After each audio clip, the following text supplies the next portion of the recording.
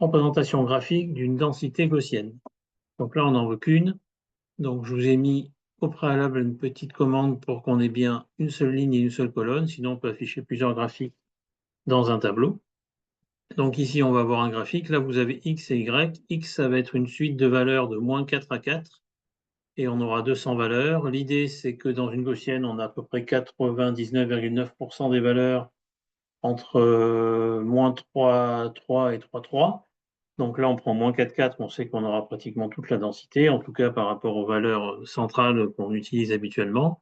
Et ici, dans Y, on va prendre les images par la densité de la loi normale, ici, pour une normale centrée, donc espérance 0, et écart type 1.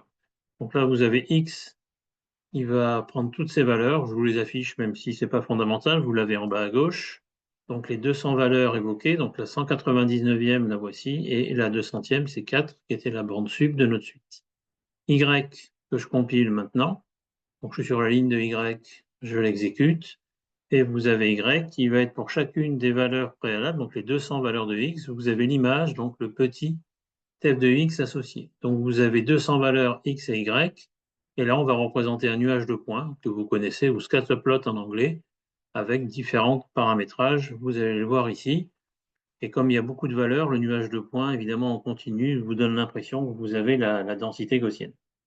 Alors si vous voulez représenter plusieurs densités, donc là on va décaler un petit peu en l'axe des X, puisque je vais vouloir décaler mon espérance, donc il va falloir que les graphiques rentrent sur le cadre que vous avez. Je vais partir maintenant de moins 6 à 6.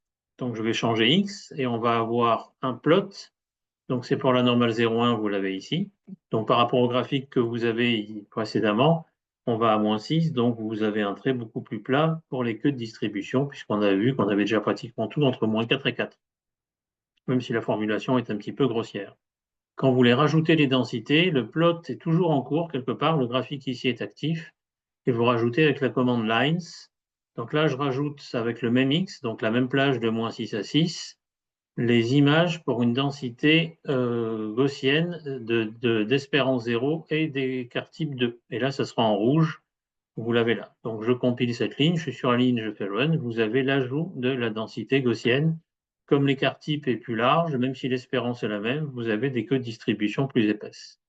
Et je rajoute ici en vert green, ça c'est pour la couleur, ici, collant. Vous avez maintenant un décalage vers la droite de 2 et le même écart type que ce que vous aviez pour la première densité.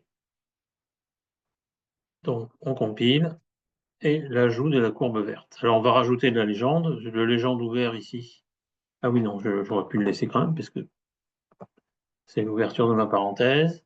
Et j'ai ouvert avec la fin ici, hein, vous le voyez. Donc là, j'ai dans mon texte, là, vous avez grisé la parenthèse ici, et ça, c'est ouvert. Donc voilà ma légende.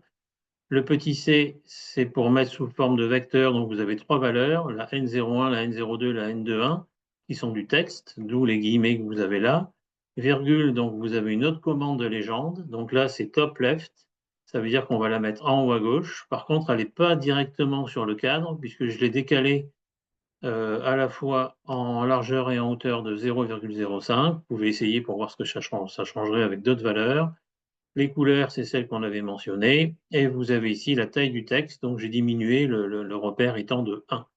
Donc voilà pour les gaussiennes. Alors si on veut appliquer ça à ce qu'on a vu ensemble en cours, ou ce que certains ont vu, puisque tout le monde n'a peut-être pas regardé ou suivi le même cours, on va prendre la taille des hommes en France et des femmes. Donc on va prendre des tailles de 1,40 m à 2 mètres. Donc là, vous avez des centimètres.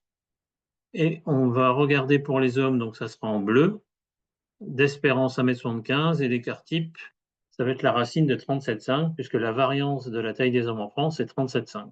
Donc on va prendre ici X, je le compile, contrôle entrée ou la colonne et le petit bouton Run ici, j'affiche la densité des hommes. Et là, je vais rajouter la ligne pour les femmes, espérance 1,65 m et la variante c'est 31,5, d'où le square root, la racine carrée pour l'écart type, et je la rajoute. Alors, ce qui s'est passé, je vous le montre en élargissant un petit peu la colonne.